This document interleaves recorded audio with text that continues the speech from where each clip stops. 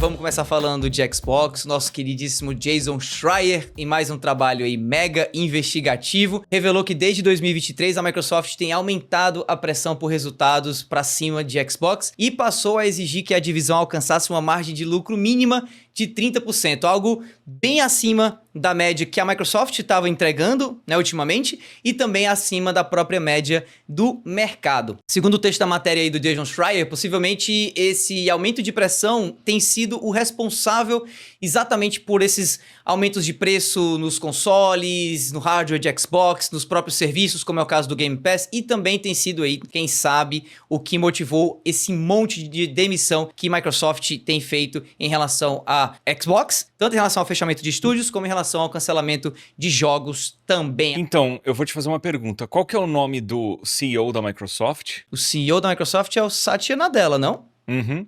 E você viu que publicaram quanto que ele ganhou? Ih, quanto que ele ganhou? Não sei. Coitado, é por isso que eles precisam ficar aumentando os preços. Coitado, ele ganhou só cerca de 96 milhões de dólares. Pô, o que você faria com esses 96 milhões de dólares?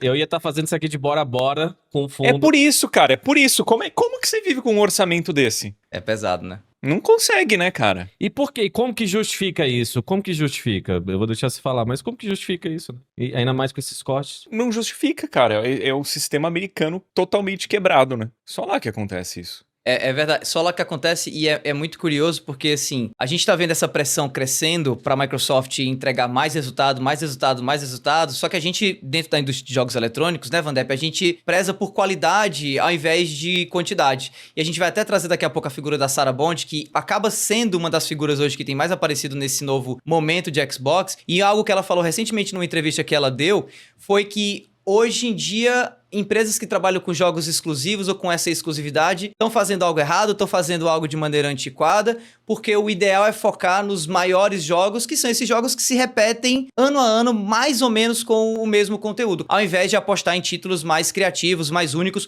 como o próprio Keeper, né, da Double Fine, que é uma empresa da Microsoft, que saiu recentemente e que tem tido péssimos resultados na Steam, não chegou nem até ter 200 jogadores ao mesmo tempo jogando o game, e muito vem da falta de marketing que a Microsoft fez para poder vender o jogo, chamar a atenção, porque o jogo em si é muito bacana. Eu, por exemplo, tô na metade dele, tô gostando muito da experiência. E aí essa aspas dela, né, dos jogos exclusivos são antiquados. O que me chama mais atenção sobre isso é que na hora que ela menciona essa parada dos jogos serem antiquados, ela esquece que Microsoft investiu pra caramba em um monte de estúdio e cria jogos únicos, que tinham propostas de criar jogos únicos, jogos interessantes, além, é claro, desses jogos, sei lá, blockbusters, né, como o próprio Halo, Gears of War e tal, independente se esses jogos vão ficar só no ecossistema de Xbox ou se eles vão ficar distribuídos por aí. O que mais me chamou a atenção foi que na hora que ela foi se referir aos títulos que ela acha que estão bombando no mercado, ela só mencionou esses jogos live service, que são jogos que, se a gente for olhar a estratégia, por exemplo, de PlayStation, são jogos que não dão certo sempre e nem pra toda empresa. PlayStation, por exemplo, tá dando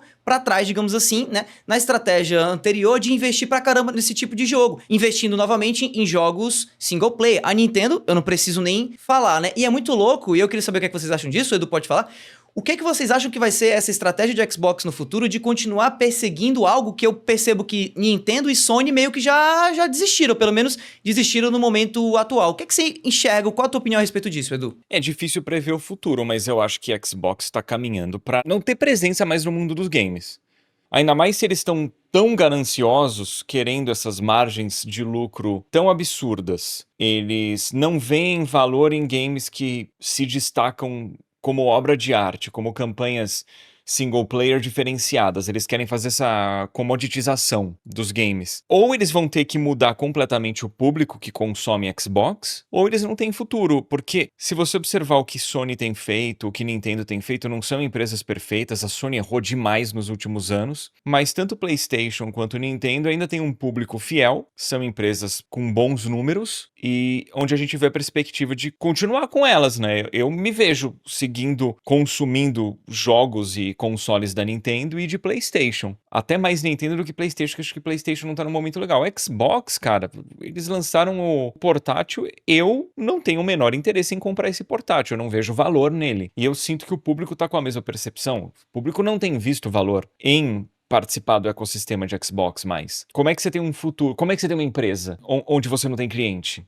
Não tem, esse né? é o ponto. Importante mencionar, a gente falou da Sarah Bond, Phil Spencer, sempre criticamos aqui. A CFO da Microsoft é a Amy Hood, e em 2023 justamente começou essa margem de responsabilidade de 30%. E pelo que eu vi, uma empresa dessa geralmente quer entre 17%, 20% e 22% de lucro, já quer dizer que a empresa está super sustentável, crescendo bastante. Então, como sempre, a Microsoft, tipo, jogando tudo pra cima, né? E as consequências é isso, cara. Fechamento de estúdio, cancelamento de jogos,